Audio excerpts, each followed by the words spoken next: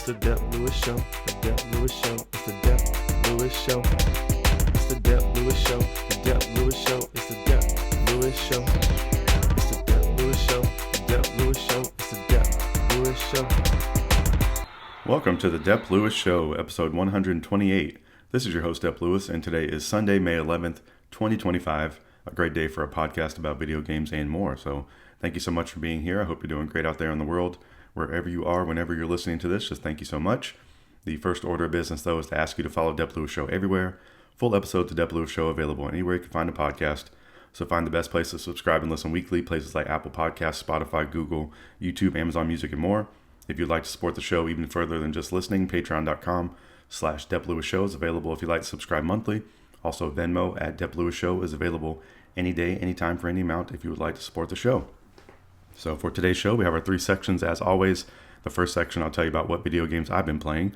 The mid-section, I will tell you about what is going on around the video game world. So all the news and information that you need to know is in the mid-section each week. And the final section is a break from the video game talk, the miscellaneous talk section, usually where I get into the worldwide world of sports and tell you what is going on with all my favorite teams. So that is the plan for today.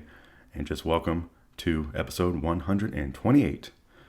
And happy Mother's Day to all the mothers out there in the world. This is a Mother's Day episode. It's going to be heavily mother themed.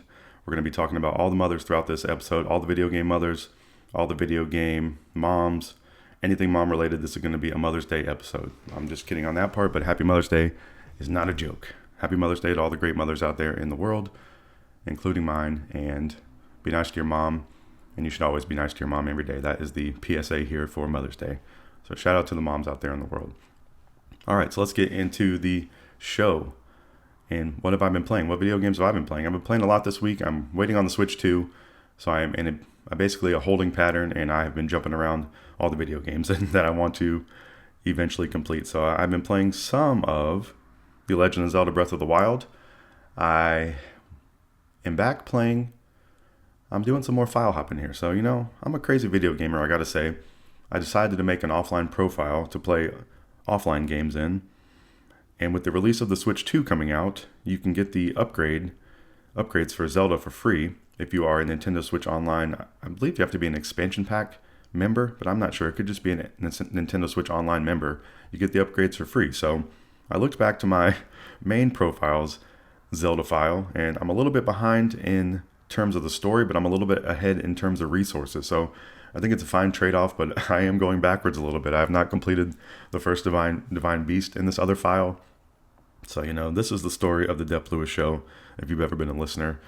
And this is what I'm dealing with right now. But hey, I got a lot of money in this file. I think I have like 2,500 rupees. I have the Sheik armor already. I just have not completed the first Divine Beast. So I'm jumping over to that file so I can be able to get the upgrade on the Nintendo Switch 2. So I'm eliminating the two profile system from my arsenal and then going back to the one profile, which is probably smart and probably something I should have just done from the beginning. But hey, I was trying something out, and with the release of the Switch 2, it's been making me think about this a little bit. I've been doing some data management on my Switch 1, trying to clean up some of my saves, seeing if there's any saves I really want to transfer over, and I've got it down to, I think maybe 9 games or something like that, where I have saves that I really care about.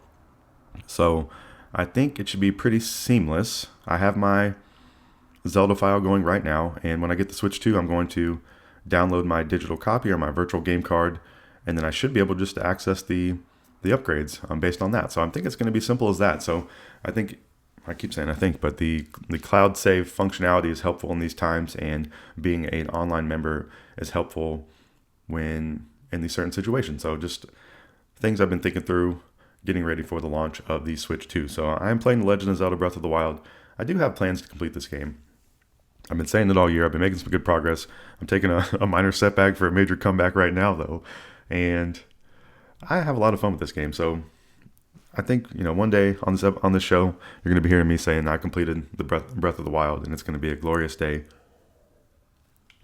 But as some people would say, hey, it's the journey over the destination. So we're still on the journey. I think we're going to be on the journey for a while. So, join me along on this journey through The Legend of Zelda Breath of the Wild. A really fun game. I've been talking about this game being framed in my mind more as a platformer as I keep playing it more. And during the last week when I was playing, I was thinking of this in terms of the horse as well. So even moving around the world with the horse feels a little bit like a platformer, because the horse has a mind of its own. It doesn't necessarily do what you want it to. It doesn't have endless energy either. So you have to have some strategy when you're going around the world on the horse, and it can be used to your advantage, and it just adds another layer of fun to the game. Just getting around the world in this game is extremely fun, and that's something that I am taking notice of and enjoying more and more. So still playing some The Legend of Zelda Breath of the Wild, and plan on continuing this through the release of the Switch 2. Alright, so what else? I've been talking about the Switch 2, and I went and did a trade-in this week at GameStop. And this is in regards to the Switch 2. Since the Switch 2 is a console that costs a good chunk of money, I decided to trade some old games and a console in towards the Switch 2. So I traded my Xbox Series X in. So I am no longer an Xbox gamer at the moment. So sad day for the Xbox, but Xbox has been, saying everything's an Xbox. They've been putting their games on other platforms. I think they're going to continue to do so. And they just raised the price of their hardware, which was a little bit crazy. So them raising the price of their hardware actually bumped up the trade credit at GameStop. So it was a little bit more of an incentive to do so. So it ended up being $412 on the trade-in credit. So basically it was going to pay off the remainder of the balance on the Switch 2, which is very nice and helps my pockets out. And, only time will tell if I'm really going to miss the Xbox. I have a PlayStation 5 and plan on just playing that more. And, down the road, if I miss the Xbox, I will try to, get a plan together to get another Xbox. But for now, I have plenty of games to play. I have tons of stuff to play on the PlayStation 5. And I have a new console on the Switch 2 coming. I still have a ton of Switch 1 games to play. So, I am in video game overload over here. And that is in a good way. And I think this is just going to be a good move for me. It's going to free, some space up, maybe help me focus a little bit more just on a fewer consoles, and, help me out money-wise as well, which is very important. So GameStop had a lot of good trade promotions going on right now. So with this big trade I did, I signed up for the Pro account to get the extra trade bonus, and I also traded a big stack of video games in of things that I've either completed or just don't plan on playing. So I was able to get a good chunk of GameStop money. So for now, I got Switch 2 paid off. I have Mario Kart World, a copy of that. I have a physical copy. I got Bonanza pre-ordered. And I think the last thing I want to do is buy a Pro controller for the Switch 2. So I still have some GameStop money left over, and I think that is where the Pro controller is going to come from. So I'm just super excited for June 5th over here. And, did a pretty big trade-in this week in preparation, and I've been generally pretty happy with it since I've done it. But, it just happened, and we will see. So I am moving over to the PlayStation. So I've been, I was playing a lot of things on Game Pass. I paid for a month of Game Pass that was going to come to an end pretty shortly. And one of the games I subscribed to Game Pass for was the Elder Scrolls 4 Oblivion Remastered. So with the Switch over, with my Xbox no longer being in my arsenal, I purchased this game on the PlayStation. So it was going to be a decision I had to make anyways of whether to keep subscribing to Game Pass or to pick up a copy of this game fully. So this game costs $49.99 US, not a full price game. And I got to say, I still think this is the game of the year right now running for the Dep Lewis Show. The Elder Scrolls 4 Oblivion Remastered. They've done an outstanding job with this game. So I'm going to tell you about my PlayStation experience so far. So the first file I booted up when I downloaded this game, I was like, hey, I'm gonna make a high elf character because I started out on the Xbox playing an archer, and I was thinking while I was playing, hey, I do like magic in these games a whole lot. So when I decided to switch over to PlayStation, I decided to go with a high elf character. So started playing some of that, enjoying it, made a really cool looking character, ready to go. Mage, birth sign, mage class, gonna go destruction magic, and finding out a little bit early on that the magic is kind of weak. So I don't know how viable of an option it is.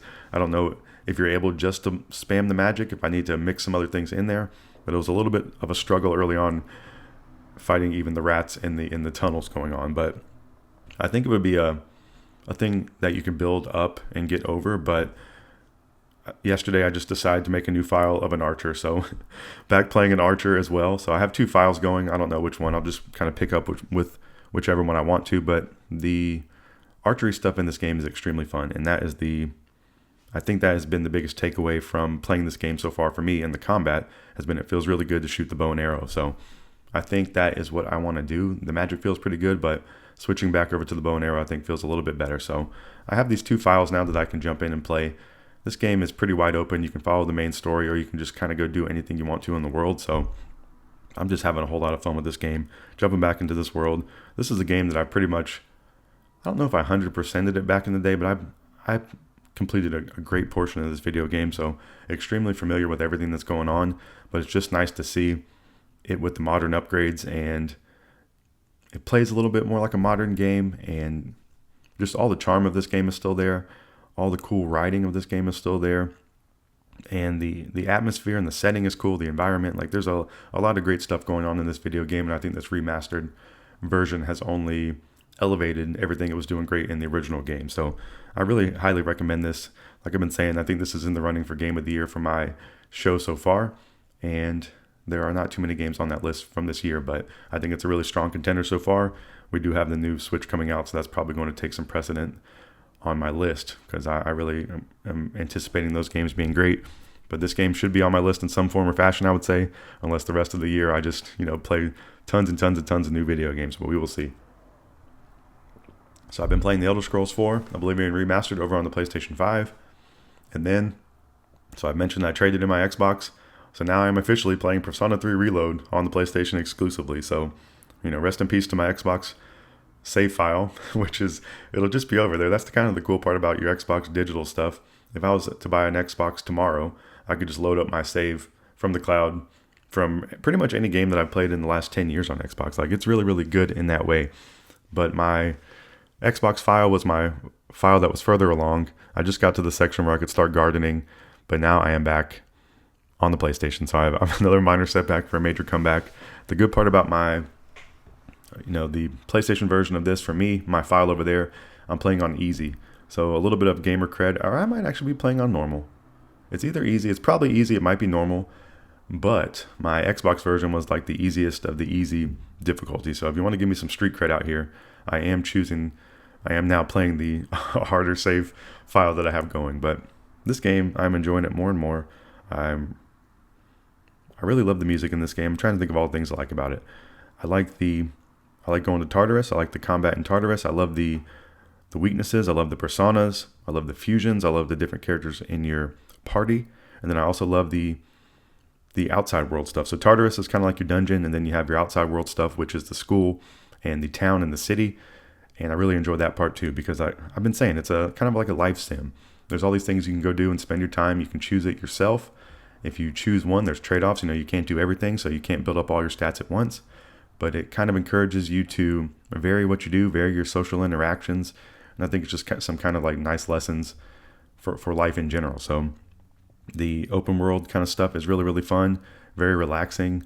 Going to Tartarus, the combat's fun, the characters are cool, and the music is phenomenal. The music in any Persona game, I would just say, if you don't want to play a Persona game, go listen to the soundtracks anywhere you can find them. Their music is S tier, world class, top tier music. Exceptional stuff. So go check out some Persona music. So I've been playing some Persona 3 Reload and going to be, making my way over there on the PlayStation. So I'm really having fun with this game a whole lot this year. It's been one of my favorite games from a prior year that I'm playing this year. So we will see what kind of progress I can make there. So like I said, I've been playing a lot of games, kind of getting ready for the Switch 2. So just kind of jumping around, and I was preparing my Switch console for, moving over to the Switch 2, getting all my saves straight, and I'm back playing a couple games over there on the Switch. So I want to mention those quickly. I'm back playing some Stardew Valley. I'm back playing this, another game that I love the music in, and a good reason for me to play this game. If I love the music in this game so much, why not just play the game and I can get the best of both worlds? So I'm back playing some Stardew Valley.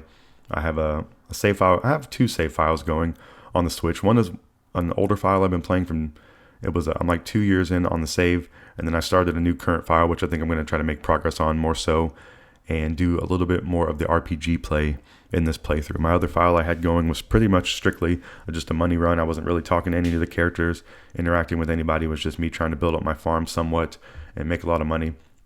And I think I'm going to do like more of a balanced approach with this playthrough and do a little bit more that the game has to offer, instead of just focusing on, watering my plants and planting them and trying to make money, because I was able to 2 years in be at a pretty good part money wise. And I think I want to get my money up in this file too, but I want to do some of the other stuff in the game as well. So back playing some Stardew Valley. This was definitely inspired by an episode of Tiger Belly that came out this week. So comedian Bobby Lee has a podcast called Tiger Belly, and he had an episode that dropped last week that was titled Bobby's Dream Guest, Stardew Valley creator Eric Barone or Concerned Ape, aka his online alias. So Bobby Lee got the creator of Stardew Valley on his podcast.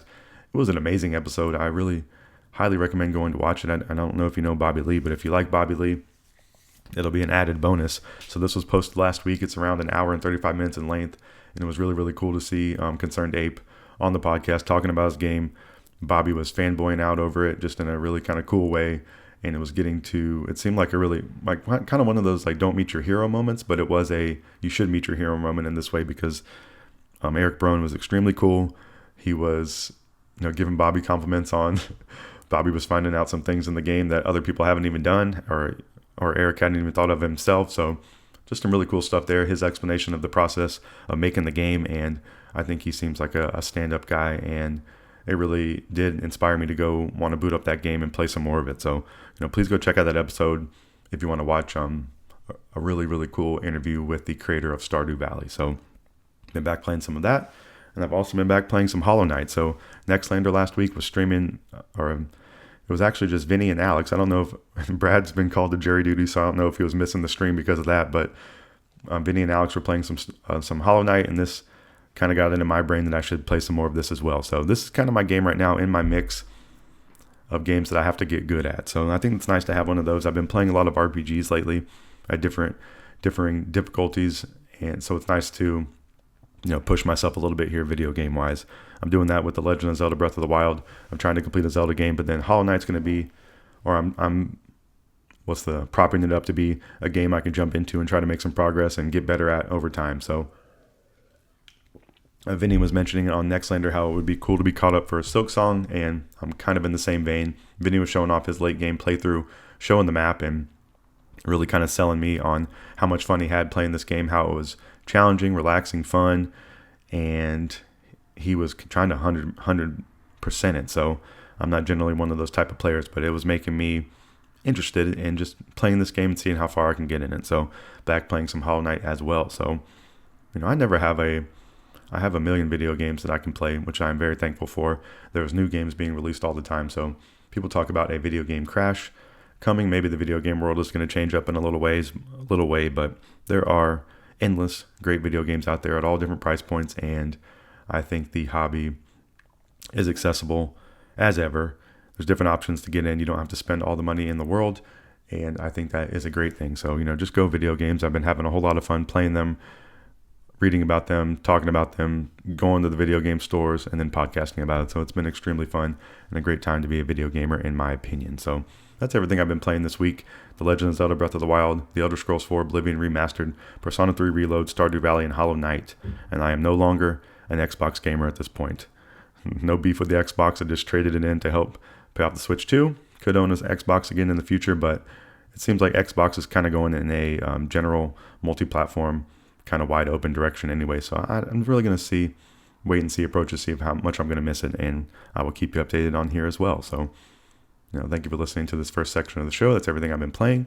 We're going to take a quick break. You're going to hear some lovely break music. We're going to come back for the midsection, where I'm going to tell you everything you need to know going on around the video game world. So come right back after this music.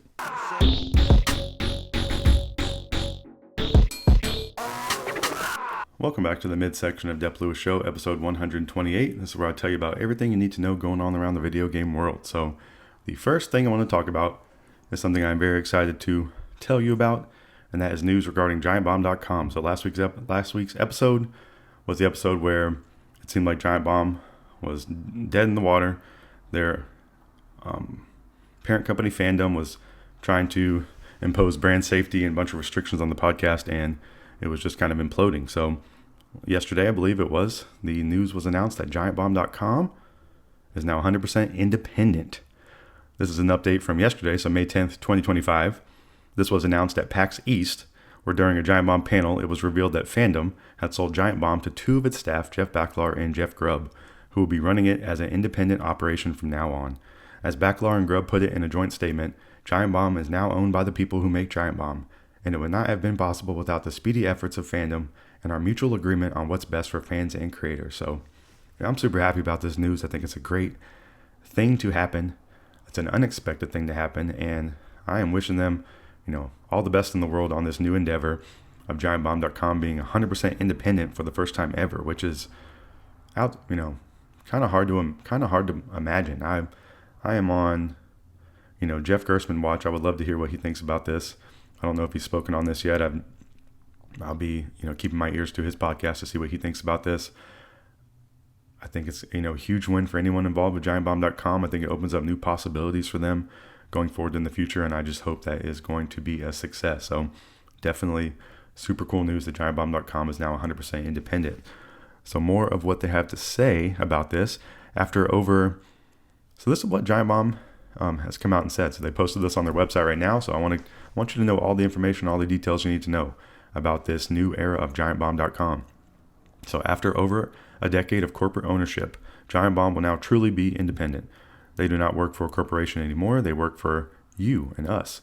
Please let us know where to send our PTO requests and expense reports. They say we're not serving an algorithm or executives. We're serving you, the audience. We want to lean into what's always made Giant Bomb special, and that's the people you see and hear on our content and our extremely passionate community. So 100% straight facts in here, 100% correct. This is what all of this stuff is about, and this is what the people want. So very, very exciting. So this is more of the Giant Bomb announcement. Here comes the part that you're probably expecting. We want your money. We need your money. Give us money. But for real, this is a big risk we're taking, and keeping Giant Bomb alive is going to rely on the support of the community. As an independent entity now, we can say that all the support we receive from you will go directly towards maintaining and growing Giant Bomb and paying the fine folks that you see on our programming week after week. Games media has changed dramatically since Giant Bomb launched in 2008, and our new model aims to evolve with the times. We want people to be able to see our content whether they're able to support us monetarily or not. So the large majority of what we put out will be available for free. That's how Fortnite works, right? The kids love Fortnite. Dan Reichert's skin coming soon. Ha ha ha. And they're saying if you sign up today, you'll get an ad-free RSS feeds for all our podcasts and access to premium-only Discord channels like behind the scenes, town hall Q&As, and more. They're going to launch very simple, and we will grow and adjust from there. This all finally came together literally hours ago when they wrote this statement, and we couldn't even update the language on the sign-up page yet. The perks are a little different from what's listed there, so if you have any questions, reach out on social and we'll get back to you as soon as we can. For example, our Discord verification process might be slow, so bear with us for now. This is a quote from Giant Bomb. The store is also back open. A lot of work is happening behind the scenes, and we're moving very fast on this so we can put together this new independent Giant Bomb. For now, our premium options will be a $9.99 US monthly subscription, or you can save $20 by signing up for a year at $99.99 US. Since it bears repeating, and you'll hear this over and over again from us, all your support goes straight to Giant Bomb and its lovely personalities. Can't wait to build this bomb with you again. So, them saying they're going to build a bomb, nailing it, getting me to trying to, drum up the water works for me. So I'm extremely happy about this. I think there's a lot of cool things about this. They talk about this being a big risk, and it is. They probably invested some money here on the front end, and hopefully they're going to be able to recoup. And I would bet on this is going to be a success. And we have seen independent platforms, groups. You can think of MinMax as one that has come together. They do their thing on Patreon. They now have YouTube subscriptions going on there too for MinMax. So go check them out. They're a really cool outlet. I think the change here, I think the removal of the corporate structure, I think is how these things are really truly going to flourish. I don't think the corporate structure was helping out Giant Bomb in any ways besides maybe a little bit of a little bit of security and paying the salaries, maybe a little bit of advertising or some type of business dealings that would help. But the true thing people like about Giant Bomb is the people putting out the content, the things they have to say, the videos they make, the things they want to create. That's the thing that people really, really care about. And now they're going to have full control over doing that again. Or going to have full control over it for the first time. They're not going to have anybody in their ear telling them a suggestion of what to do besides themselves. So they're going to be able to cook up with their own brains that everybody loves and enjoys of exactly how they want to do their show. And I think that is going to lead ultimately to the, hopefully some of the greatest success that Giant Bomb has ever seen. My main question here is I would love to know if there's going to be any type of crossover with Jeff Gerstmann. Is he going to try to get back, or is he going to be able to get back in there? Is he going to want to get back in there? Are they going to partner with him in any ways? I think this opens the door for so many possibilities with Giant Bomb because the people you want to be in control of it are in control of it. And I'm excited about that. I know there's a business aspect to this, but I think Giant Bomb has been supported over a long time. I don't think they're making money hand over fist. And I don't think they've been super successful in terms of a corporate strategy who wants to make endless profits for eternity. But I think there is a way that they can build a sustainable model here that they can a sustainable model that, can make them some money. And I think it's possible. I don't know if it's going to happen right away, but I think the opportunity to have their creative control complete in their hands and be out on their own. I think those guys have a ton of experience. I think they have a huge fan base and following, a devoted fan base and following, and I think that's a good recipe for success. So, I'm wishing them all the best. I'm excited to see what's going to be happening. I am even more excited to, follow and support and listen and check in what's going on with them. I think this sets a good precedent around the video game world, and I think this is just a good example of, hey, this is what the people want out here. And what the people want, a lot of times you often don't get, and this is a good example of a win. So really nice to see. One of my stupid phrases I always kind of think in my head that, most of the things in life, most of the best and worst things in your life are going to be a surprise. And some of these things kind of remind me of that. So this isn't one of like the best or the worst things, but this is something that's important to me and was just a really, really nice surprise to see, and something completely unexpected. I just kind of expected this to dissolve. These guys have to go on and try to find something else to do. But I never imagined that fandom would do the right thing here and give them a chance to make it on their own as is the right thing to do. So, definitely a salute to fandom here. I was talking, the proper amounts of trash on them through this situation, but that's a strong move. It's probably just a move to, wash their hands of this company they don't really know what to do with. And I think that is smart. I think that's a really, really great thing to do. You are garnering favor here from me, at least. I think this is very respectable, and I salute you in this move, fandom, and I wish you success in whatever it is that you do going forward. And I'm glad that you're not going to be impeding on something that I care about a whole lot. Even if I haven't been the closest fan in the recent years, I do care about Giant Bomb a whole lot. So just extremely cool. Congratulations to all those people involved. And please go check out giantbomb.com. Any and all support goes directly to those creators, and that is the way that it should be, if possible. So that is extremely awesome. So welcome back, giantbomb.com. And I think, it's going to be just getting better. I don't want to say better than ever, because that's going to be kind of like comparing eras, but I think they can get up to the heights. I think they can match any of the heights that they've had in the future going forward, and I think that's an exciting thing. So good news there to start the show in the midsection here. All right, so what else? There's some other video. There's other news to bring to you today. There has been a new studio in the PlayStation Studios family that's been announced, and that is teamLFG. So under, what's the word? Non-capital. Why can't I think of that word? Lowercase letters team and then capital letters LFG. So that's the name of the studio. teamLFG, a new studio in the PlayStation Studios family. We had a blog post by Herman Holst, who is the CEO of Studio Business Group and SIE, Sony Interactive Entertainment. And this is a quote from him about the new studio, teamLFG. Today, I am thrilled to officially unveil a new studio in the PlayStation Studios family, teamLFG, originated at Bungie, but also rallied developers from across the industry to bring to life an ambitious incubation project that I'm very excited about. The studio is now fully formed and ready to be introduced to the world. I'll let teamLFG introduce themselves properly and give a tiny glimpse of what they've been working on. So this is a quote from the teamLFG. Hello, world. It's a delight to meet you, and we're very grateful to be joining PlayStation Studios. Our studio is headquartered in Bellevue, Washington, with team members working both on-site and remotely throughout the United States and Canada. We are a team composed not just of industry veterans who have shipped titles like Destiny, Halo, League of Legends, Fortnite, Roblox, and Rec Room, but also industry newcomers with fresh creative perspectives and skills. We are passionate about exceptional action-based gameplay, moment-to-moment game feel, and richly virtual worlds. The LFG in Team LFG stands for Looking for Group. We are driven by a mission to create games where players can find friendship, community, and belonging. We want our players to feel excited when they log on to discover their teammates already hanging out online. We want our players to recognize familiar names and each to make myths and memes out of each other. We want our players to love remembering that one time when they pulled off that play that changed the whole story of the match. As we say on the team, that's the good stuff. So I gotta say that is the most cringeworthy comment in this statement, and I don't really know what they're going for there with the that's the good stuff, but I kind of guess what they're going for here, but oy vey there. They say they will make immersive multiplayer worlds propelled by action games that players can learn, play, and master for countless hours. We want to build our games with our communities, inviting players to be a part of our development process throughout early access playtest. It's critical that we stay nimble enough to react to player feedback, not just in our lead up to launch, but throughout live service as we continue to grow the game and communities for years to come. Our first game, this is from teamLFG, the new PlayStation Studio. Our first game is a team-based action game that draws inspiration from fighting games, platformers, MOBAs, life sims, and frag-type games. Players will inhabit a lighthearted comedic world set in brand new mythic science fantasy universe. We can't wait to reveal more. Till then, we'll do our best. Thanks for reading. So I think a little bit dangerous territory here with the release of this style of game.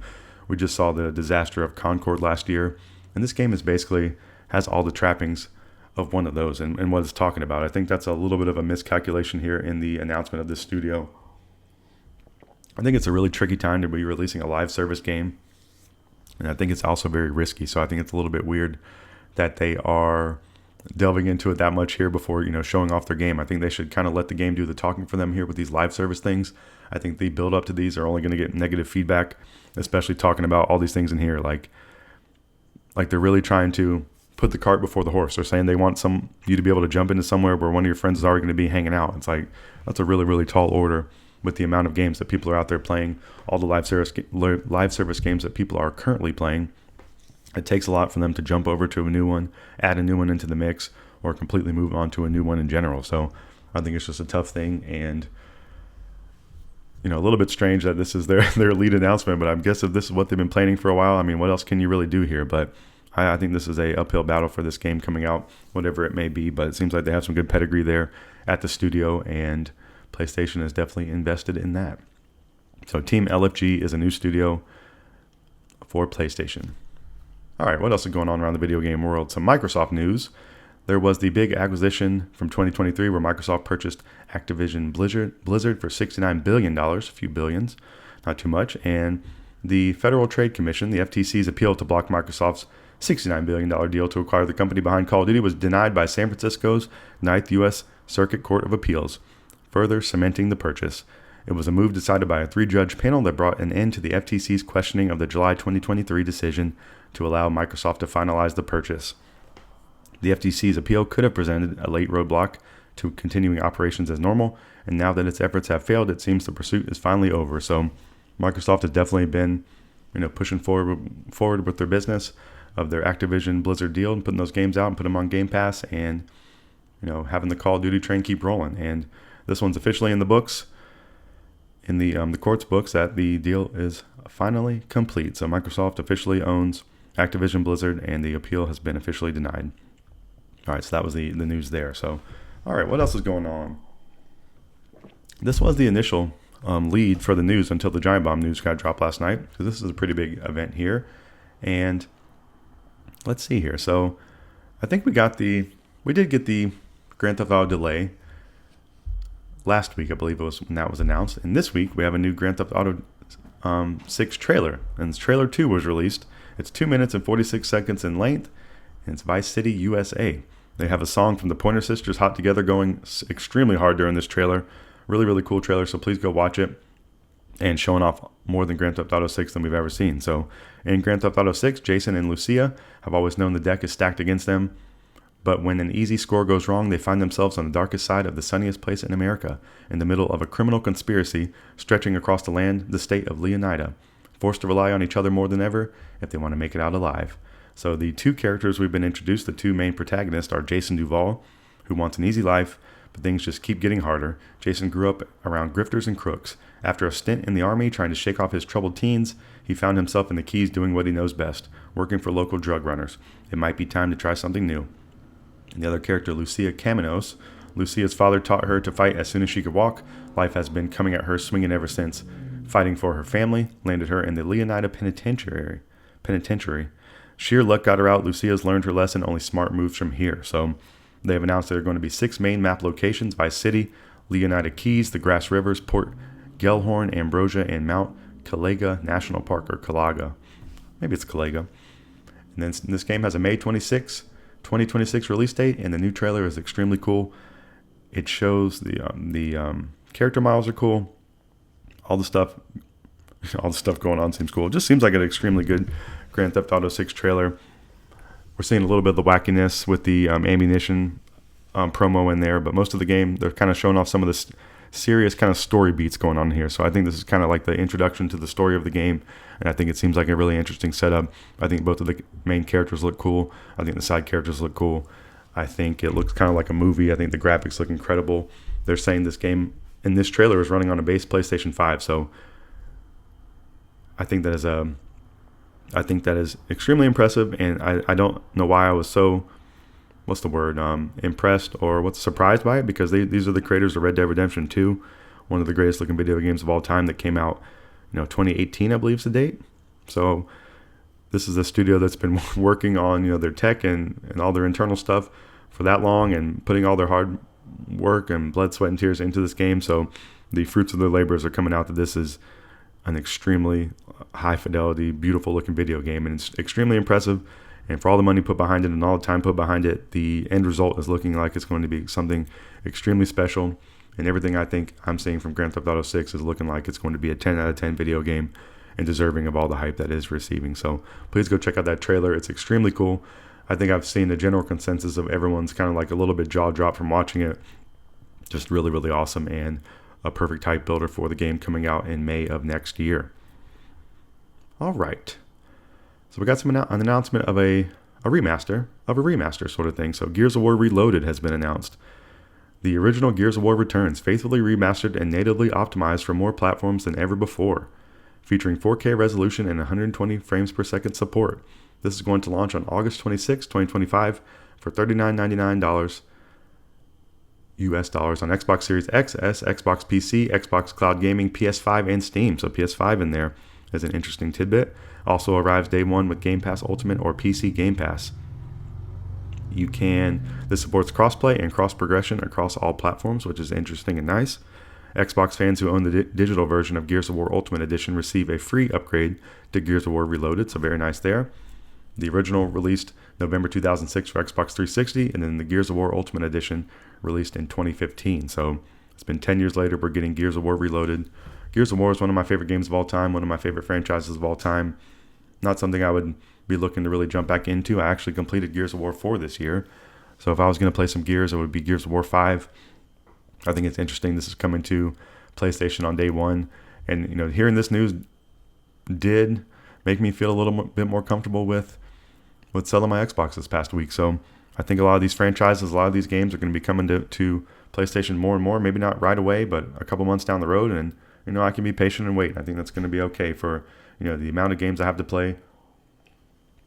I don't think I'm ever going to catch up. And, being patient on some things I think could be smart for me. So if I'm going to be able to play a lot of these games on PlayStation anyways, there's not really too much of a need to have two boxes for the same game. So Gears of War Reloaded is going to be releasing on August 26, 2025, a remaster of Gears of War 1. So very cool. If you never played Gears of War, it's a great game. The game's main story focuses on a squad of troops who assist in completing a desperate last-ditch attempt to end a war against a genocidal subterranean enemy, the Locust, and save the remaining human inhabitants of their planet Sarah. So a game to get people who have not played it in a long time to pick it back up and introduce new fans to Gears of War. They have the new Gears of War E-Day coming out next year is what they're saying. So with these remasters, they're always trying to give the old fans a new version, a new shiny version to play, and then bring in some new fans here. So I think it's an okay thing, but I don't think it's completely necessary. All right. What else? I got a couple more things to tell you about this week. Battlefield 6 is an upcoming video game. The publisher EA reveals this is due out by March 2026. They said this game's going to be out by the end of their current fiscal year, which is March 2026. A full reveal for this game is coming sometime this summer. So summer 2025, we're going to get a full reveal for Battlefield 6. The last Battlefield game was in 2021, which was Battlefield 2042. And I wrote down my favorite Battlefield game of all time is Battlefield Bad Company, and that was back in 2008. So it's been a long time since I've really been into a Battlefield. I think maybe I played Battlefield 2 and 3 a little bit, but I think maybe falling off as time went on. Played a lot of 1, played some of 2, and then played barely any of 3, I think was my Battlefield story. But had a lot of fun with those games back in the 360 days, a lot of nostalgia and a lot of fun times. So I think a revival of the Battlefield franchise could be good. I don't know how sold I would be on that because I'm not really into playing too many online shooters these days, besides maybe some Splatoon out there. A wonderful, lovely, exciting, amazing video game. But some more information coming on Battlefield 6 over the summer, and we should be getting this game sometime before next year, before Grand Theft Auto, it seems like. All right. Another game that got an official gameplay and release window trailer was Shantae Advanced Risky Revolution. So you can go watch that trailer right now. This will launch for PlayStation 5 and 4, Xbox Series X and S, Xbox One, Switch, and PC via Steam this summer digitally from the developer WayForward. So this game's coming out this summer, which has been announced, so a release window, that's the news here. And then also the Xbox Series X and S and Xbox One versions are newly announced. Shantae Advanced Risky Revolution is going to be a 2D side-scrolling action-adventure game 20 years in the making. Discover the lost chapter of the Shantae saga, fully restored and released after 20 years. Fight and explore using your hair-whipping ability, magic items, and belly dance transformations. This game will be the 6th game in the series, and the first Shantae game was in 2002 for the Game Boy Color. So not a franchise that I'm familiar with too much, or I've never played, but I've seen some cool limited run editions of this game, and something I would be interested in playing at some point. I think they do have a collection of some point out there, a collection of some kind out there on this game, but I'm just not sure. It's a game that I think kind of looks cool, but I really have just kind of a tiny bit of information about it. So Shantae Advanced Risky Revolution got a new trailer and it's coming out sometime over the summer of 2025. All right, we got another bit of information. I don't know where this one came from Square Enix, but this is in regards to the Final Fantasy VII Remake Trilogy. So far, for the Switch 2, the Final Fantasy VII Remake Intergrade has been confirmed so far, so that's going to be coming to Nintendo Switch 2. Intergrade is the expanded PS5 version of the 2020 PS4 release Final Fantasy VII Remake, the first chapter in the Remake Trilogy that greatly expands upon the classic 1997 PlayStation 1 RPG Final Fantasy VII. Final Fantasy VII Remake Intergrade made some improvements to the PlayStation 4 version's graphics and lighting, and also included Remake's intermission DLC, which centers on the ninja Yuffie's arrival in Midgar. So currently available on PlayStation 5 and PC, coming to Switch 2 to be decided. But also, Naoki Hamaguchi, the Final Fantasy Remake series director, has said in the last week, with the power of the Switch 2, we can now recreate Midgar with full specs.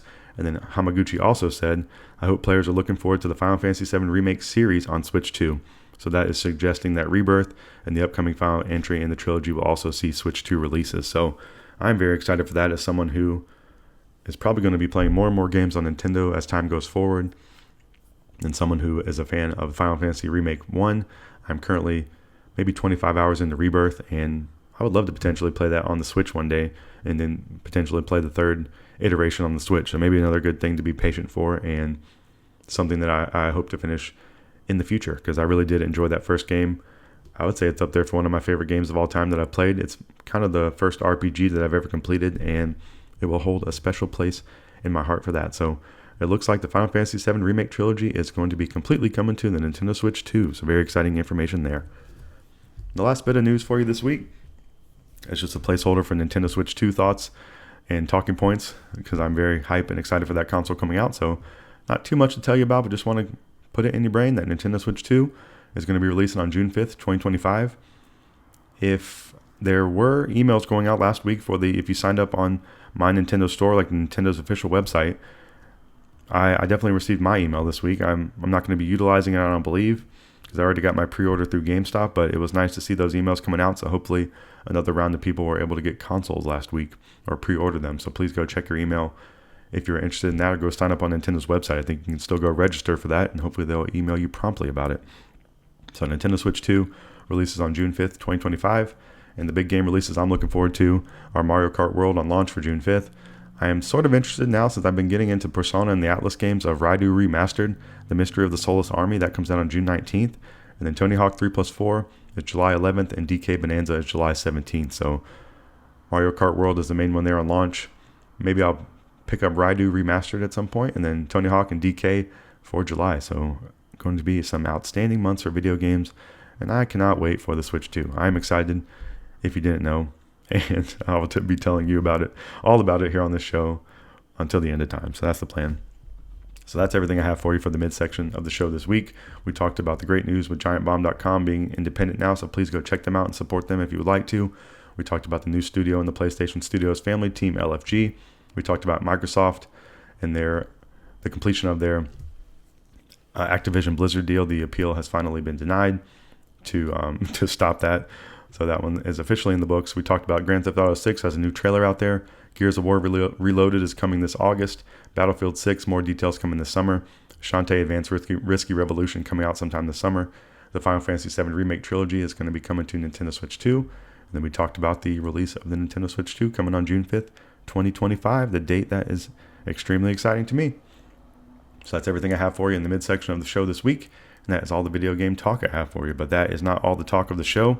There's still one final section, the Miscellaneous Talk section, where I can talk about anything I want to outside the video game world. So you're going to hear some lovely break music, and then we're going to come back for the final section of this show, episode 128, after this.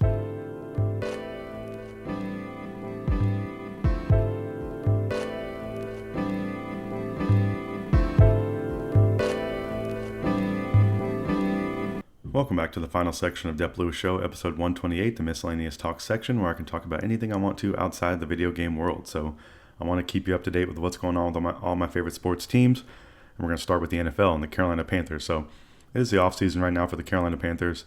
Some news from this week was they released Jadeveon Clowney. So I was a little bit sad about this. They released the 32-year-old. He was due $13 million against the 2025 salary cap in the second year of a 2-year, $20 million deal.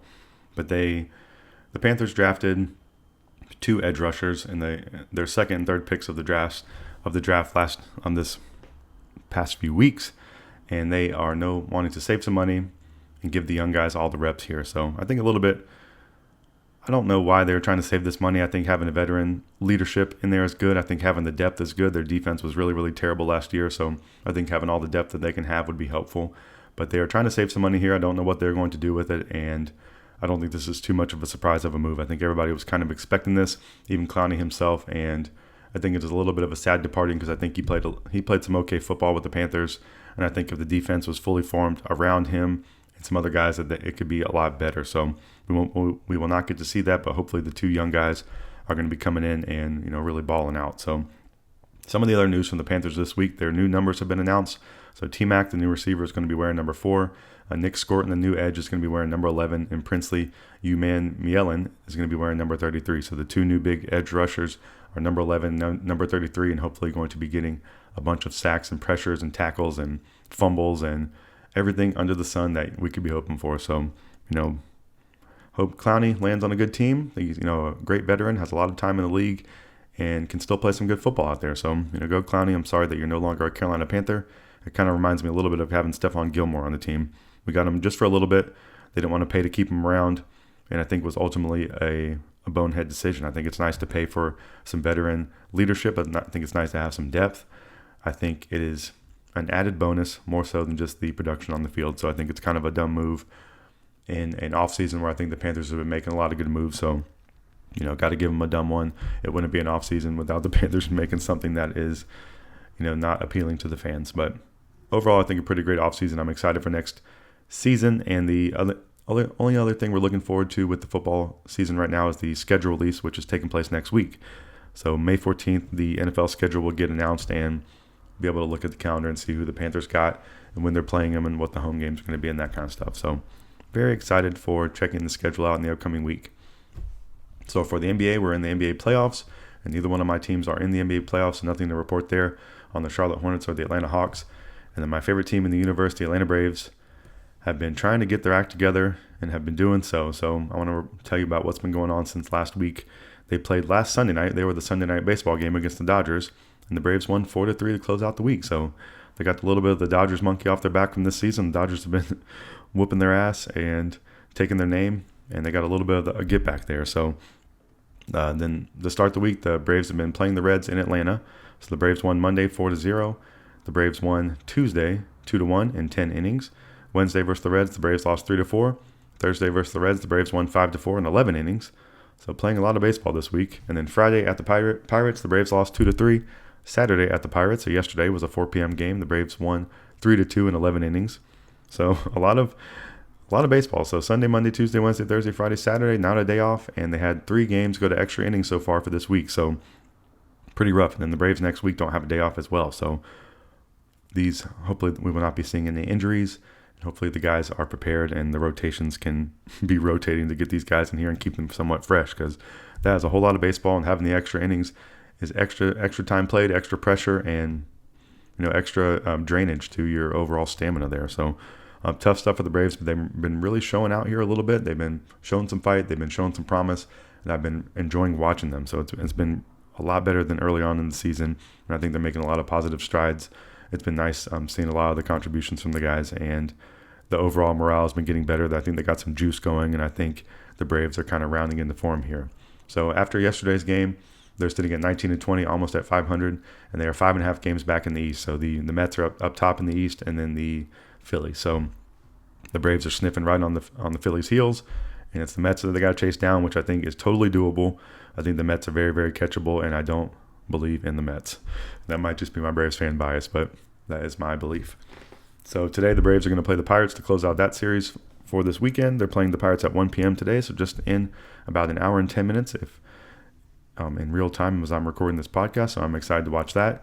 And then next week, the Braves are playing in Atlanta versus the Nationals for 4 games, so Monday, Tuesday, Wednesday, Thursday, and then they go up to Boston for 3 games, so a full week of baseball, and hopefully the Braves can get a lot of wins there. I think they should be able to get 3 out of the 4 against the Nationals realistically, and then I'd like them to take 2 out of Boston. So I think Boston is kind of an okay team. I don't think they're too scary, but I don't think the Braves can just walk over them.